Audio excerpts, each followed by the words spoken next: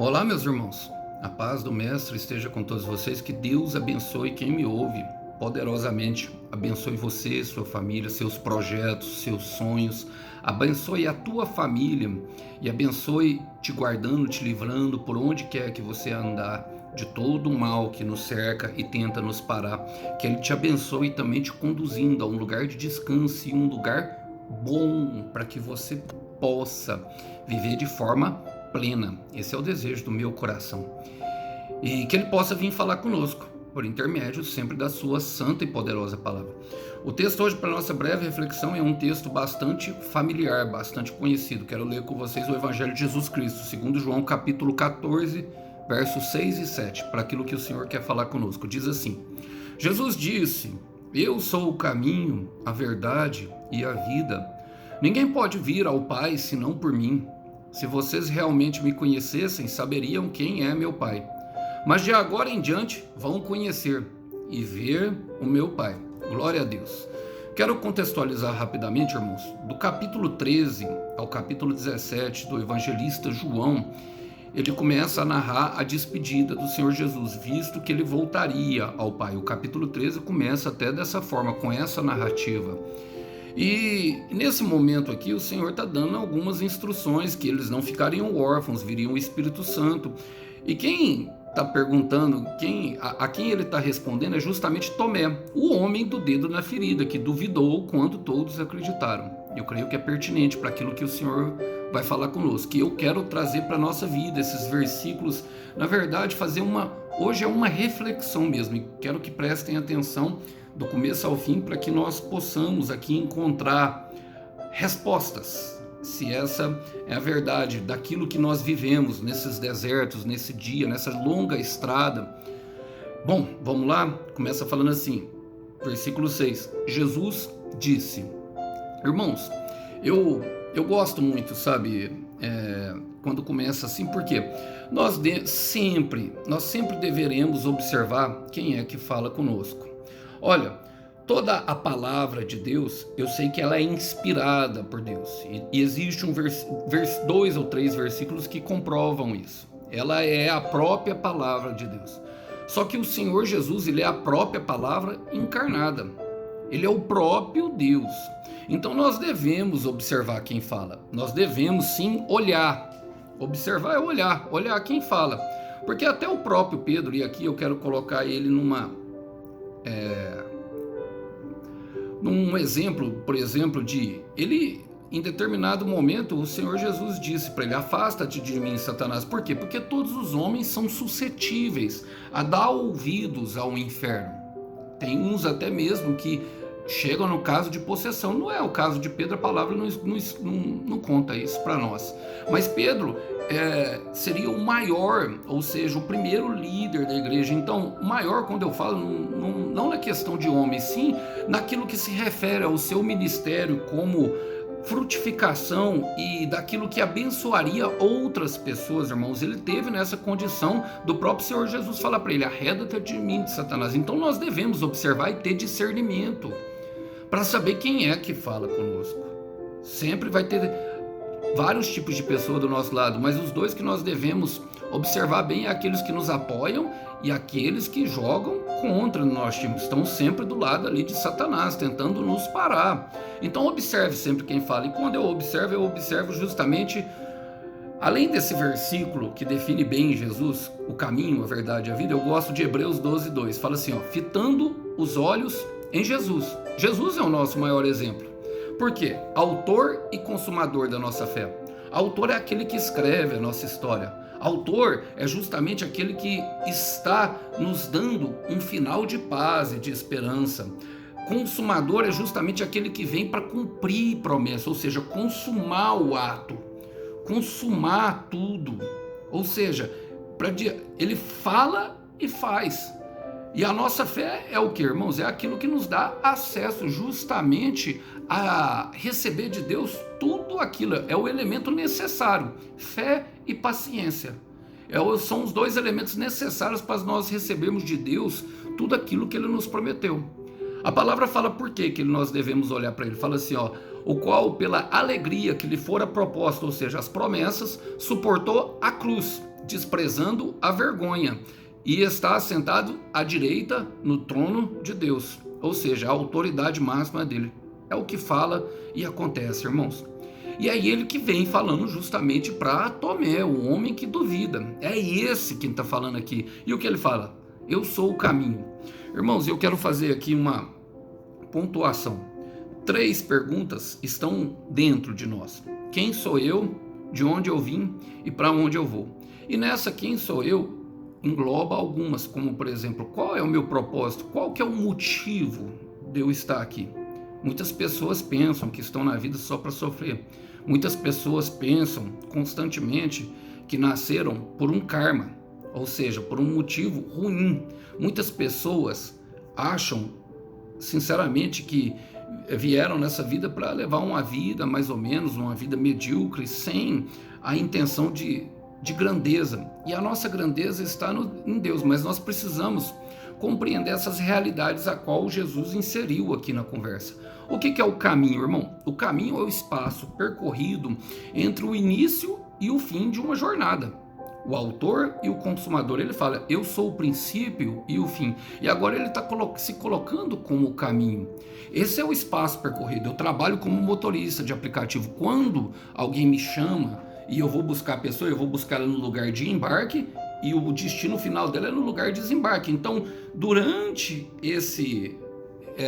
até chegar no ponto de desembarque, vai percorrer todo esse caminho. Esse é o espaço percorrido.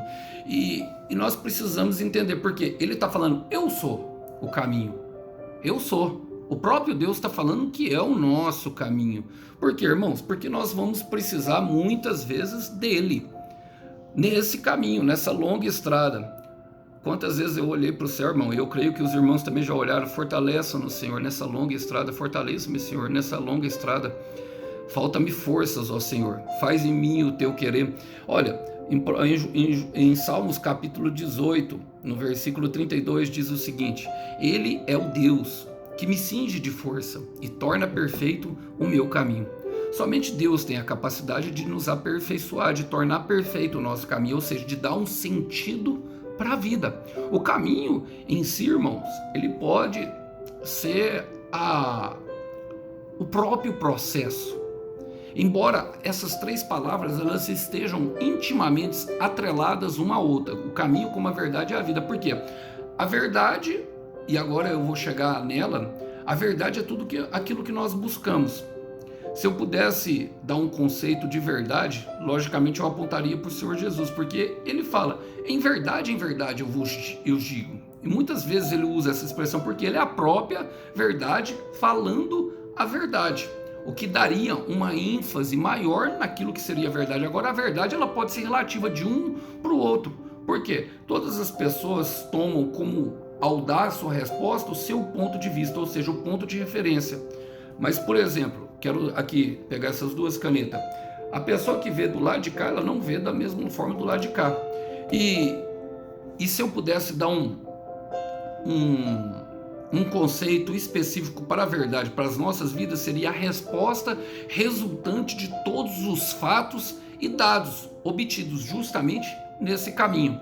E quem é? Agora precisamos compreender quem é o nosso Deus. O nosso Deus, irmãos, as 3 principais características dele, segundo as Sagradas Escrituras, e eu sempre falo dela, por quê? Porque foi ela que supriu a minha necessidade de busca, foi ela que me deu sentido para a vida, e é por isso que eu prego ela, é por isso que eu amo a palavra de Deus, porque a palavra de Deus diz que as 3 principais características do nosso Deus, ele é onipotente, tem poder, ou seja, poder para resolver qualquer coisa.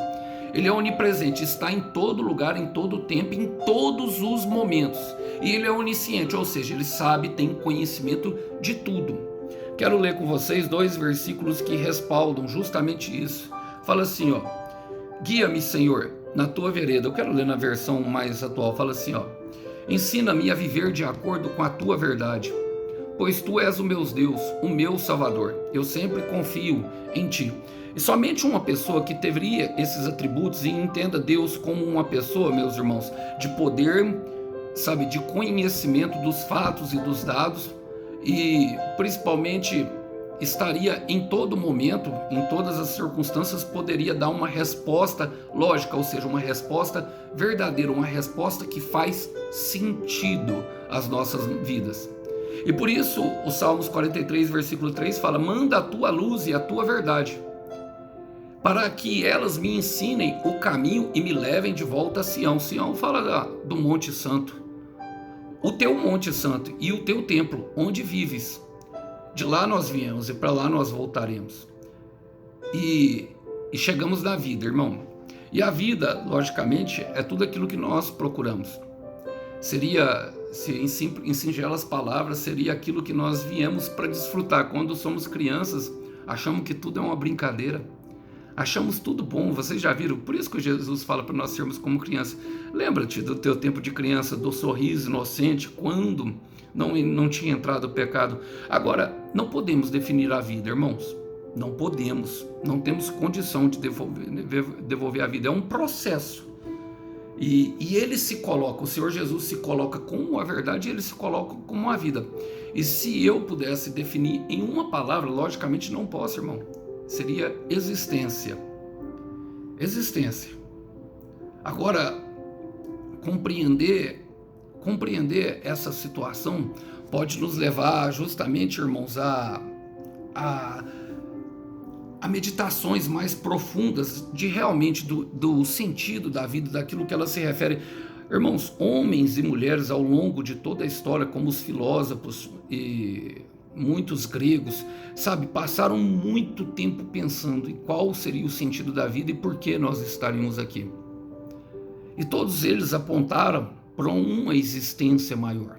Todos, no final das contas, mesmo que, sabe, transformando numa forma de pensar, transformando em um Deus, apontaram para algo que seria muito maior do que eles próprios. Não teria como olhar para toda a criação e tudo que existe e simplesmente definir a vida. Então ela seria o nosso processo de existência, logicamente incumbido a nossa vida. Quando nós estamos na igreja, nós ouvimos muito falar assim, foi salva mais uma vida. Mas na verdade, toda vida, ela flui do nosso Deus. E entender isso, sabe? Que entender isso traz justamente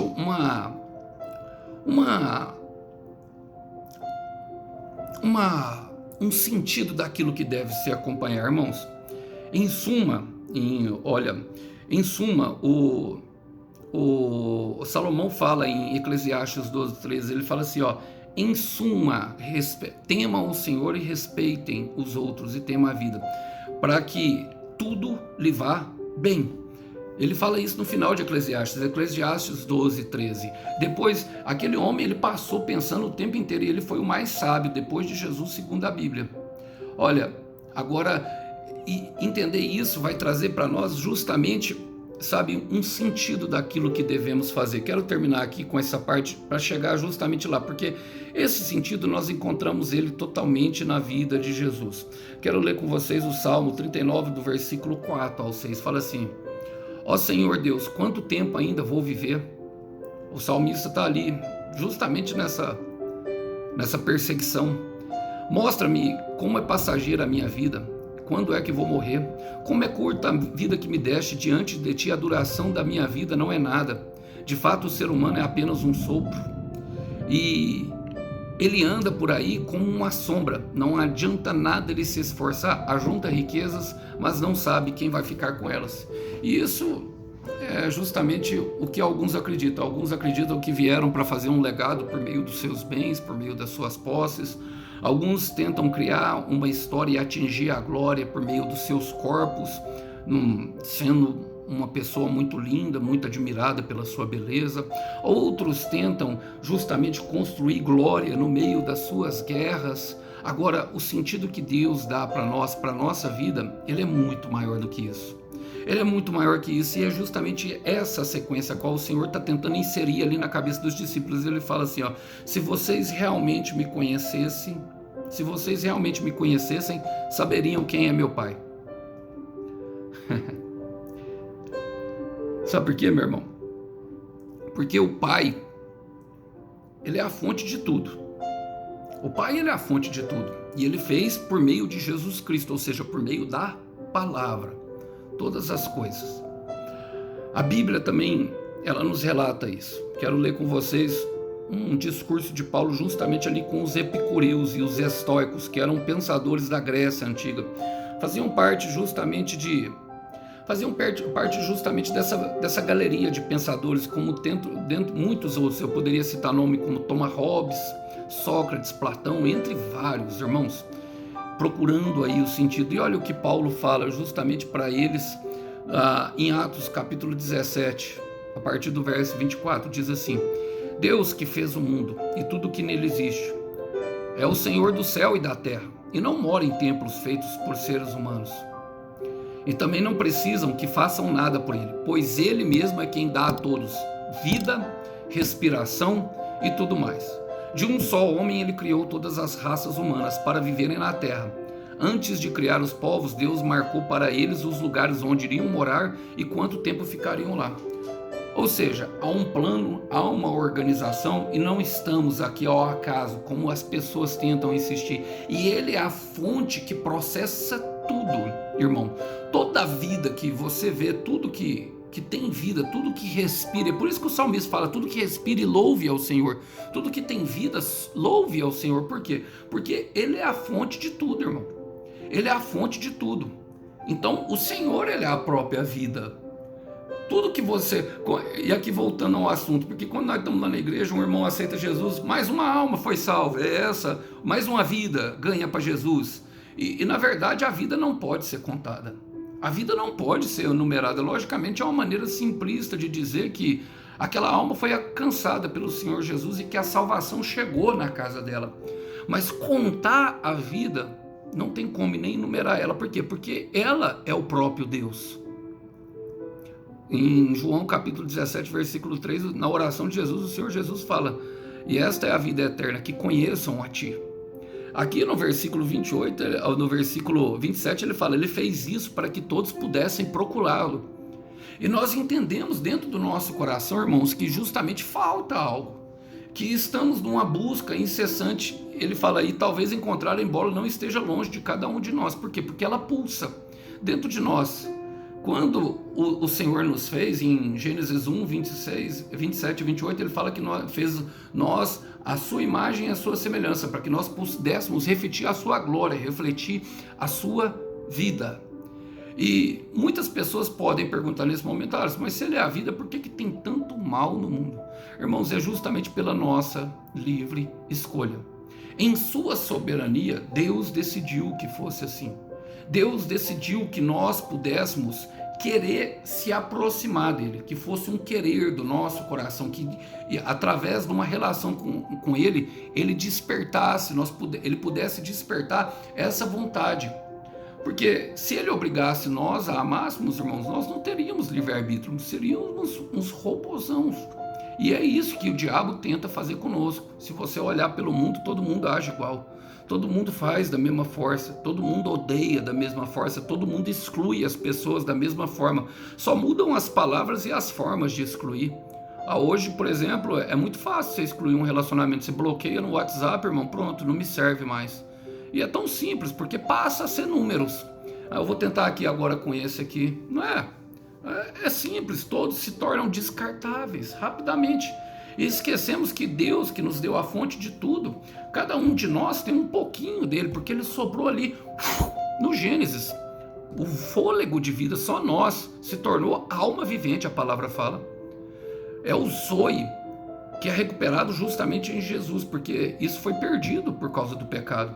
Justamente por nós não nos importarmos uns com os outros.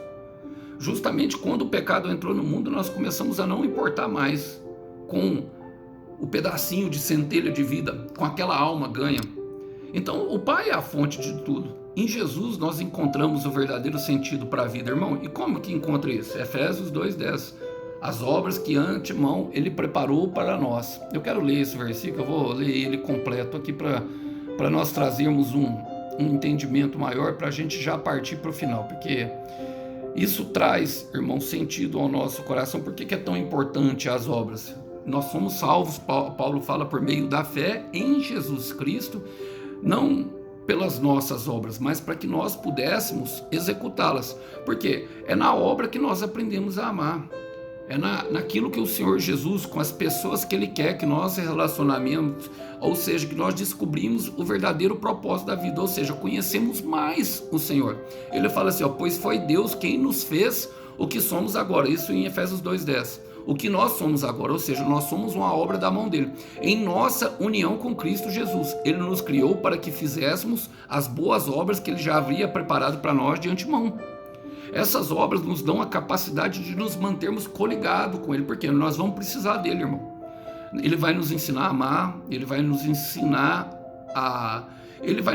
tudo aquilo que nós precisamos aprender mesmo nessa vida, principalmente sobre o amor.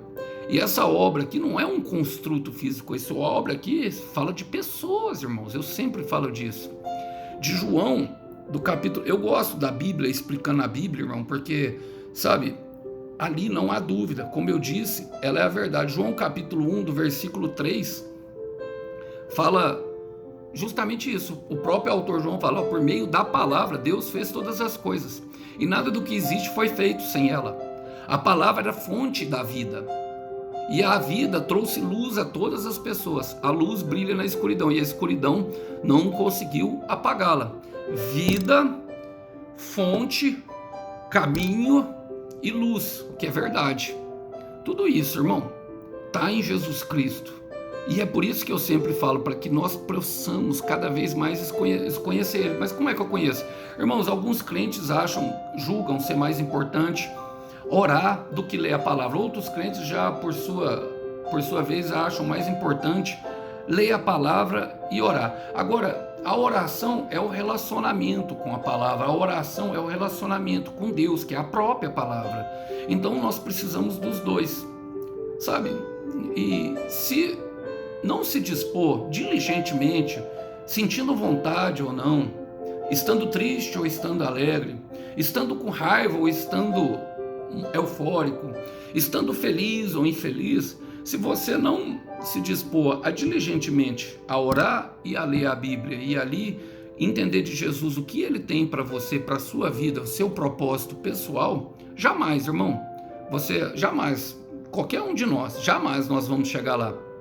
É de extrema importância. E a Bíblia, ela, como eu disse no começo, e quero voltar aqui no princípio, nós observarmos quem está falando.